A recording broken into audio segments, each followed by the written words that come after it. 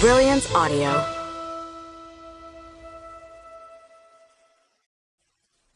Meant to Be by Jennifer Probst. Performed by Kira Stevens and Nelson Hobbs.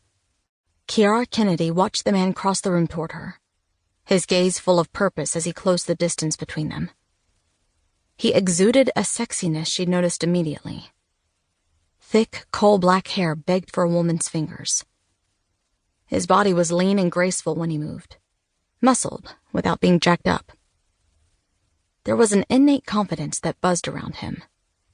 But Chiara had dismissed him as too arrogant by the crowd of tittering females surrounding him like a thickly coated barrier she had no desire to penetrate. He had seemed to be holding court for his admirers and interested in recruiting new members. Chiara managed to snag a drink. The bartender was an old friend from high school. Then find a spot so she could survey the dance floor and people watch. Her friends had stood her up due to a work emergency, so she figured she'd finish her drink and amuse herself by watching love connections come, go, or explode on a busy Friday night. She didn't expect him to chase her. Breathlessness gripped her as he leaned over, those gunmetal eyes piercing her with a strange intensity. Chiara waited for the big line he hoped to dazzle her with. He raised a hand with a smile. "Bartender, can I get 3 Cosmos sent to the table behind me, please?" He threw a few bills on the bar. "Appreciate it." She blinked, her pride a bit stung. But then she couldn't help the tiny laugh that escaped. Served her right for thinking he was coming to hit on her when he had a full table of women waiting for his return. Sexy guy cocked his head, turning his attention to her. "What's so funny?" She tried not to stare at his mouth with those thinly defined lips. "Oh, nothing." His brow lifted. "Sure? I could use a laugh tonight." "I thought you were coming over to hit on me." Delight skated across his features. "Did I have a shot?" "Depends on what you would have said."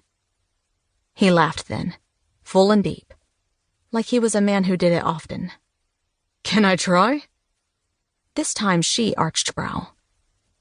"You're buying drinks for your many admirers. Even you must admit you already have enough women to handle." Chiara waited for a defense, excuses, or a smooth comeback. Instead, he gave a sigh. "To be honest, they kind of swooped in and I felt pressured to stay. I don't like to hurt anyone's feelings.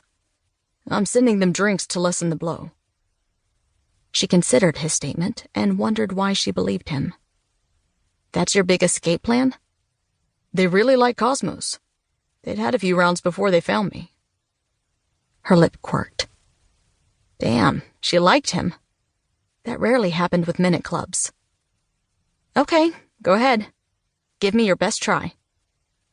Immediately, he turned to face her and stuck out his hand.